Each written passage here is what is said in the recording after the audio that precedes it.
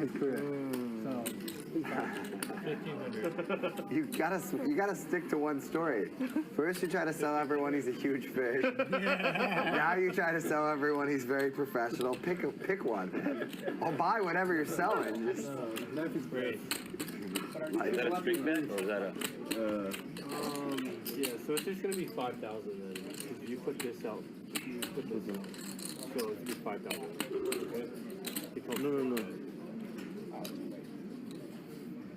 Will you translate real quick? The dealer's saying it was a string raise. I know, but he put this out first, and then he put this. So it's one motion. Okay, so so- tell him it's only 5,000. 就是只能 raise 5000可以吗？ If he wants, he has to put it all 我at one 400是平坡的， Oh, this 400 is like is a straddle. 坡这大盲。 Okay, so 5,400, because you threw this out after. Okay, So okay. 5,400, okay? OK， Okay, yeah, 5,400 is right. Tell him he has to do it all at one time. 反正下去一起人用。嗯， No, he wanted to make it 6,500. Wesley acting as our table translator here for Brick. And Nick flopping the nut flush draw in this 3-bet pot. Brick the pre-flop 3-better. Brick is going to continue. 4,500. How much do you 14, I think. In that 45. How much did I win? 4,500. 49, you sure? Nick going to continue as a flat. 14,000. Yeah. Okay. I'm counting, because I don't know how much do I have. That's back to a flash show. Wesley is the goat. It's funny. Study for you. For you, it's study. You asked about Brick earlier. As you can see, Brick likes to fire. 11,200. Does like to fire. Seems like a good board for him to go for it, though. Yep. The king-high board. He's got the ace-queen, blocking the ace-king, blocking the king-queen. Also with the queen of clubs in his hand. Seems good. Then he club rolls off. Makes it less likely that Nick does have the clubs. But we see in this hand, he's got all the clubs. Nick not going anywhere.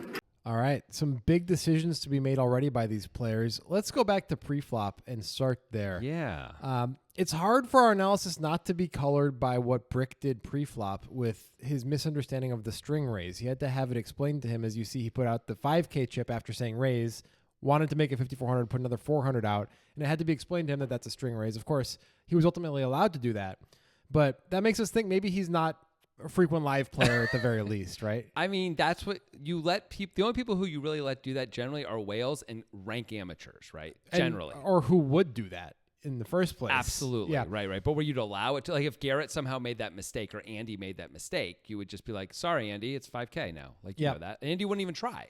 Yep. He just, so that's does tell us a lot right away. Another thing, by the way, that makes me at least question his sort of rank in all of this, his status, is his sizing when he decides to 3-bet this. Right, or even 3-betting this hand in general. I mean, once we limp this hand, which is an odd decision in the first place, this feels like kind of a cool hand to call once we get raised, because when we 3-bet, we're kind of turning it into a bluff, which it feels a bit too good for. And if we call, we're under-repped and we get to win some big pots. Absolutely. I agree 100%. If we decided we want to 3-bet, though, we'd have to size it more than 5,400 when the button raises and we're 100K effective. I think so. Just feels like we're always getting called, aren't we? Right. So we don't like what Brick did pre-flop. Nick, everything seems pretty standard so far. But surprisingly to us, up until this point on the turn, we kind of liked what Brick has done. Yeah. So on the flop, this is certainly his board and he's supposed to bet it. And we think this is good sizing. You don't really need to go much bigger than this because there's going to be mostly a binary decision from Nick against all sizings. He's going to call his pocket pairs. He's going to call his kings. He's going to call or raise his flush draws. And everything else is going to have to be a fold. That sounds right. Yeah. So betting small makes all the sense in the world. You understand you're probably going to have to continue on a lot of turns, but that's okay. Yeah. And we're good. Yeah, that seems right to me. It's a good sizing, good play by Brick here. Nick could kind of go either way. A lot of players are going to want to raise here. Mm-hmm. The problem is that you're not repping much at all on the flop if you raise. Like, it looks like a flush draw pretty much exactly when you raise on this flop. It's a flush draw. It's pocket fives, right? Yeah. Like, I guess pocket deuces also, but like I don't expect he's raising ace king almost ever. Right. I'm not sure what the value in doing that is when we think about the range that is limp 3-betting us. Right. So there's not much there to raise except those just a few sets, Right. which we have to decide to even raise pre-flop ourselves. So we like what everybody did on the flop. Yeah. We think it's pretty good. I'm cool with it. On the turn, this is a place where Brick surprised us here because when we first, our quick glance at it was like, oh, you're probably supposed to check on this card. Yeah. But then we thought about it a little bit more. And if Nick's range that has now called the flop is inclusive of flush draws some of the time, kings, which are like king 10 suited plus we fathomed with a little bit of ace king Yep. and stuff in between. And then pocket pairs like 6s, 7s, 8s, 9s, 10s, jacks, and some queens. That's a pretty good range to target with a chunky bet here. I mean, all of those pocket pairs are going to have to very strongly consider folding, especially if you bet a little bigger on the turn. This is the one quibble I have. I like that he bet, and I like that he bet more than half the pot. He bet barely more than half the pot. He bet 11-2 into 20,600, and I feel like 15,000, 16,000. Now we actually successfully fold out a lot of those flush draws. Now we may think because we have the queen of clubs in our hand, we're mostly not up against flush draws, and that's reasonable. It is reasonable. I want to make sure we fold out all of the pocket pairs too. You know, Yeah. like 15,000 probably gets queens to fold a lot of the time. It's hard to hold on for the second barrel where you think a third barrel is going to come Right. a fair amount. Let's too. get rid of all 36 of those combos of pocket pairs that I mentioned. Nice. You know, that seems like a good idea. But still, I like the idea of betting, and I think this is probably an effective strategy overall for Brick. And I like his post flop play so far. Yeah, and at least he didn't size it tiny. I Yeah. mean, he did go more than half pot. Right. All right. So now Nick's got a decision. Yeah. And what we came to on our podcast is it's kind of subjective. It's about your opponent a little bit, but you could make a case for all three actions here. You're not getting the right immediate odds to call. If you don't think you have good implied odds or many implied odds at all with the flush coming in, then a fold is actually reasonable because we're not winning enough of the time. It doesn't make enough sense. And I think it's important to say that against a lot of players, you aren't getting the implied odds Right. on this board in this spot. Right. You just aren't. But it seems really nitty to fold the nut flush draw, even in that case, right? It does, and we're getting kind of a reasonable price, and we are in position. And by the way, there's reason to think we are going to get paid off. One, our opponent limp re-raised. Yeah. So they have a lot of pocket aces, pocket kings, ace king type hands here. Those are all hands that are going to at least have to strongly consider calling, even if a club comes, if not auto call when a club comes, right? Like pocket kings is calling, Right. That's one.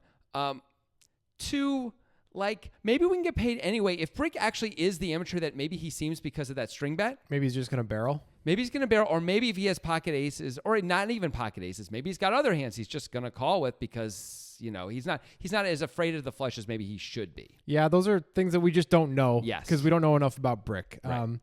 So Nick calling seems fine. You could raise. You'd have to Yep. think that Brick has a lot of bluff continues that are going to 3-bet and then continue on the turn again because you're only really folding out bluffs at that point. Because you don't expect Brick's going to bet hands like queens, right? Which you probably can fold out, but I don't think that's a bet on the turn anyway. I agree with you. Yeah. I agree with you. So I think the call is actually fine. So I think it's all right. Yeah, me too. If you want to feel, actually fine, maybe for once in your life, One time. use Feel the good. link in our pinned tweet to sign up for Nitrogen. What? You misanthropes, get over there. It's wonderful. It'll There's- change. It's a monthly tournament, Poker Guys monthly tournament. There's, Bitcoin only. They pay you your money in 90 minutes or less. It's everything you've ever dreamed of. Get over there. Get on It's what Nitrogen. you need to survive in this current affair of your world. Correct. And it's a brick. Get it? Get what? You're joking? What do you mean? It's the river's a brick. Yeah, it's a brick. The flush draw bricked out. Yeah. Bricks in the hand. The river's a brick. Oh, you are screwing with me. You're good at this. Seriously, it was the look on your face of like pure unknown that you got me. And I'm like, well, everyone could miss something this simple, even Squish, but you weren't. You're fucking with me. I like it. You think Nick's going to win this hand? If he fires, he wins it. Looks like Brick's just giving up. Well, I mean, he's going to have to fire. Has to fire. I'll use one of those time chips and think about, well, this is going to work. 30,000.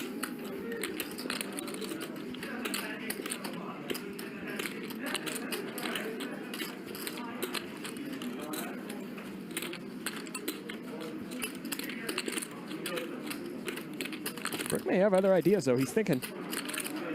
Does King X bet this big? When Nick takes a side, he's kind of polarizing himself too. 10 seconds. 2 pair plus.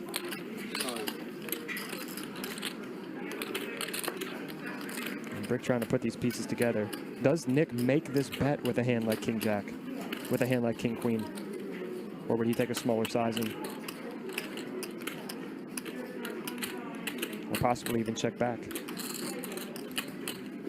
Is Brick just thinking about calling? I think he's thinking about calling. I'll tell you, it would be one hell of a call. I think he's thinking that Nick is so polarized on this river. Yeah. That Nick is repping hands like sets and 2 pair plus, and he wouldn't take this size with King X. He calls you. He makes the call. Look at this call. Ace Queen high is good. This is the call of the night right here. That is the call of the night. Well, that's a call. Wow. That is quite a call. I mean, at first glance, that looks like a crazy call, doesn't it? Like, what? How? How could it be? It does look like that. But let's go back to the chronology of this river and see if we think the other actions are correct. Cool. Because Brick checks. That's the first thing that happens. Yeah. What do you think about that? I don't. Well, okay. When it first happened, my initial thought was that seems fine. Yeah, like giving we're up. giving up. When we were on the podcast, though, we started kicking around the idea of one more barrel, and it seemed like a pretty good idea if we think about what hands can stick around if we barrel again. Like, mostly the hands that are left are kings, Yeah. right? We block ace king and king queen. Those are the best kings. Those yeah. are the best kings. That's good. King 10 and king jack. If we barrel big, probably have to fold. Yep. I don't know what king queen does if we barrel. Ace king's calling. Right. King queen might find a fold too. We're repping a better hand than that, Yeah. if we bet again, and a better range than that. A stronger hand for sure. I think we're gonna succeed a lot if those medium pocket pairs did hold on one more time. Like jacks could have called again. Yeah, on the turn. those will fold. Those will fold too. Okay, we're gonna fold out clubs, which we're probably beating anyway, but not always. Sometimes there's ace 5 of clubs. But we get to win. Getting to win is good. So we decided ultimately we like a big chunky bet on the river as a bluff. We think it's going to work enough of the time. Yeah, just mostly because Nick's range is pretty capped here. I mean, he doesn't have a set very often at all. It is possible that he could have a set of 8s. That's probably his most likely set. That would require a slow play on the turn, of course. And sets of deuces and 5s are the other options. Those are very unlikely because of the slow play for the entire hand. Yes. So, yeah, it feels like a bet is warranted here. And I think this is Brick's first big mistake post-flop. Although, at first, I didn't see it as a mistake. So, credit to him. It's hard to see, right? Absolutely. Like I didn't think it at first either, but given some time, it seems like this is a pretty good spot to fire again. Our opponent almost never has pocket 9s. It's like pocket 8s or nothing almost. Well, it turned out it worked out great for Brick. He made $30,000 extra. Incredible. Should he have? Should Nick have allowed for this to happen, for Brick to have this extra $30K? Is it worth taking the stab? Oh boy, I hear the siren call of bluffing here. Yeah. I do, and I understand. I would naturally think I would bluff here. If I didn't have time to think much about it, I probably would just pull the trigger. But I don't think we're repping enough value here. Yeah, Like, it's tough to say what we are repping. what are we betting? We're betting ace king, which we can have. Yeah. We're betting pocket 8s, which we slow played on the turn. Okay. Yeah. We're betting pocket 5s, which we slow played twice, a little bit, and pocket deuces, a little bit. We don't have those very often. That's not a lot of value. No. Just not many combos of it. It's not, and we have all the busted flush draws. That's pretty easy to see. All of them. Yeah, so I think that's a bit of a problem, especially considering what is Brick doing with this line with? Like he has a lot of kings in his range now. He's maybe going to check ace king, maybe going to bet it. That's borderline. Right. But if he's limp 3-betting with a lot of hands, because as we can see, he probably is. He might have king queen. He might have king jack suited, hands like that. Yep. Can you really just fold once you check the river? I don't think so because clubs missed. Yeah. Right? Like, and we can tell he definitely wouldn't fold since he called with ace queen with the club in his hand. Like, there's no way Brick is folding as it turns out. But Nick may not know that Brick is this sticky. Right. I just don't like the range that Nick's targeting. It's kind of like he's targeting pocket pairs under the king, but we don't think Brick is supposed to have those after he bets the turn. You have to have knowledge that he's betting like jacks on the turn. Right. To be able to make this bluff. And we have a jack in our hand, but 10s or queens on the turn. Then if we know he can have those hands, then 30K on the river maybe is okay again. But I just don't know why we would think he would bet those on the turn. I agree. I agree. I think it's probably a check and a give up, unless we know that Brick is betting those hands on the turn and checking them on the river, by the way. But then Brick calls. Yeah. And That still feels kind of amazing. at first we thought, oh, man, Nick got lucky, right? Like Yeah. he found a hand that Brick can fold. But no, he did not. Now, Brick actually, this may at first seem like a weird, crazy call. I thought it was at first. But upon inspection, actually, it seems like maybe it's all right. It's something to at least consider. We block ace-king. We block king-queen. I don't know that king-10 or king-jack would even bet. I really wouldn't expect them to bet here. Not 30K at least. Definitely not. So we're down to, just as we were saying before, ace-king, pocket eights are kind of the only things that are even there. Yeah, and not all combos. Either of those hands would have taken different actions along the way at some point. The problem is, of course, that we block flush draws. Yep. We do not want to block flush draws. That is bad. That is real bad. But ultimately, if you want to hear more about the combos, we found out combinatorially on our podcast, we are getting the right price if we analyze Nick's bluffs and value correctly of the club draw combos he can have versus the ace kings and sets that he can have. But part of it that played into it, which was unclear, was whether Nick would be raising the flush draws on the flop and the turn and how often. We were Right. unclear about that. And Yes. so that was really going to mess with whether it's a good and call or pulling the not. trigger on the river, by the way, which Yes. we advocated for him not doing. That's correct. So it is all subjective, but you could make an argument for this call, which I did not think we would be able to Yeah. at first, but it actually seems okay to me. My guess is the solver's not going to love this call. Yes. And I think ultimately I would find a fold here too, but I think I would be calling with a lot more hands than I originally guessed in this spot, which Yeah. is surprising to me. Yeah, let's see what the solver said. Okay. Wesley Cannon, come on down. You've been chosen to solve this hand on the breakdown. Congratulations to Wesley. He has won a 2006 Toyota Corolla. That does not work, to be does- clear. Yeah, no, but it does have some ports in it that maybe you could plug a computer into, and then you could run Pio on that computer if the car had gas in it. You know. Well, 'cause- you're going to have to supply the gas. yeah, it doesn't come with gas. Not these days. All right, so what did the solver have to say? So on the flop, Brick should bet almost 100% of his range on this board. That makes plenty of sense. And Sure. that's what he does. Nick actually has a massive calling range of the range that got here, including all flush draws, and has no raises. Wesley says because he could get 3-bet. He would have raises if Brick had no option to 3-bet. So that's interesting. So basically he could raise all in. Yeah. But besides that, he wouldn't really have any raises, Yeah, I guess. is even what with the sucks. nut flush draw, it's just a call all the time. Interesting. Yeah, that's what Nick does. So good Yeah. for him.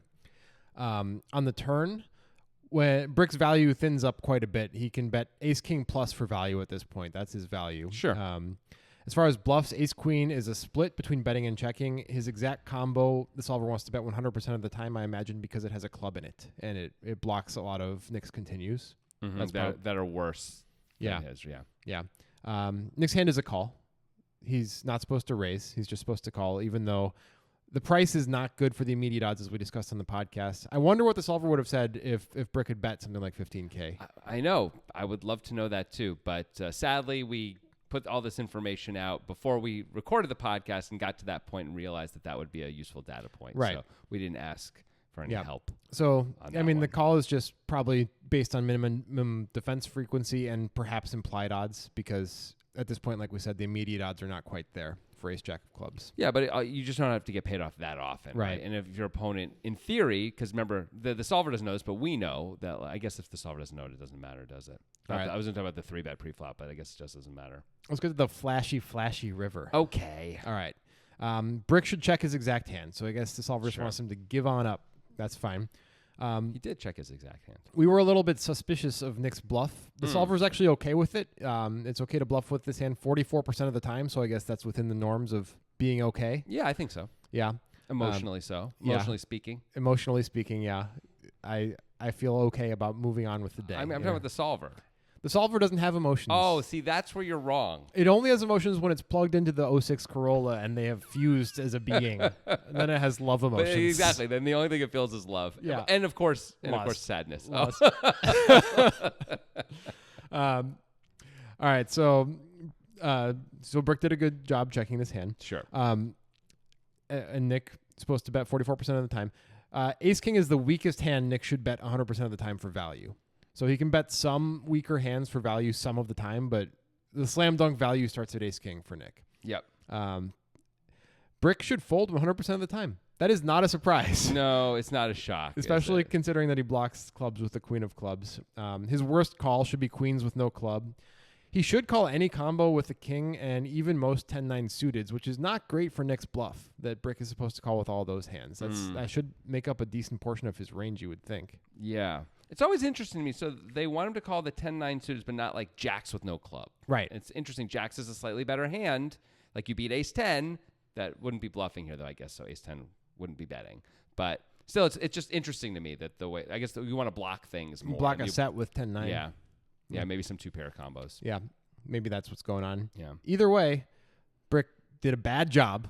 Uh-oh. According to the solver, even though, he made a lot of money in the hand. Bricky did a bad thing. Bricky did a bad thing. So solvers had a lot to say about it. We had a lot to say about it. And now it's your turn. It's your turn to be heard. Finally. Get out there. Get in the comments. The People's Republic of the poker guys. What do you think about this hand? What do you think about mostly the river? That's where all the flashy stuff happens, as Grant likes to say. But really, anything that you think is suspect, that you either strongly agree or strongly disagree with, let us know in the comments. We always want to hear what you have to say. And if you want to really get deep into it, check out our Discord. There is a link in the description of this video. You can join the Discord there. We will talk about this hand. We'll talk about a lot of other stuff. We have a lot of fun on Discord. We will see you there.